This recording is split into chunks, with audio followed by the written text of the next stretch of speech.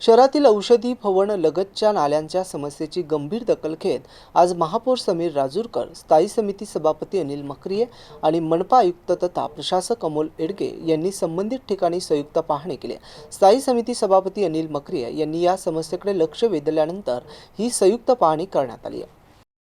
पाहणी दरम्यान औषधी भवन इमारतीची उंची कमी असल्यामुळे नाल्याच्या साफसफाईच्या कामात मोठ्या अडचणी निर्माण होत असल्याचे निदर्शनास आलं। नाल्यात जेसीबी यंत्र उतरवण्यास पुरेशी जागा उपलब्ध नसल्याने नियमित साफसफाई करणं कठीण होत असल्याचे यावेळी स्पष्ट झाले। याशिवाय या नाल्यात सुमारे 250 घरांचं सांडपाणी सोडण्यात येत असल्यामुळे नुकत्याच झालेल्या पावसात नाल्याचे पाणी अनेक घरांमध्ये शिरून नागरिकांना मोठा त्रास सहन करावा लागल्याची माहिती यावेळी देण्यात आली। त्यावर संबंधित घरांचे ड्रेनेज मुख्य ड्रेनेज लाईनला जोडण्याच्या सूचना करण्यात आल्या। पाहणी दरम्यान महापौर, स्थायी समिती सभापती आणि आयुक्त यांनी औषधी भवन परिसरात नाल्यात प्लास्टिक आणि थर्मोकॉल जाण्यापासून प्रतिबंध करण्यासाठी बॅरियर उभारण्याच्या सूचना संबंधित अधिकाऱ्यांना दिल्या। तसेच औषधी भवन इमारतीची लीज मुदत संपली आहे अथवा नाही याची तातडीने तपासणी करून त्यानुसार पुढील आवश्यक कारवाई करण्यात यावी असे निर्देश मनपा आयुक्त अमोल एडगे यांनी यावेळी दिले। तसेच या समस्येवर कामस्वरूपी उपाययोजना करण्यासाठी संबंधित विभागांनी तातडीने कारवाई करावी असंही त्यांनी स्पष्ट केलं।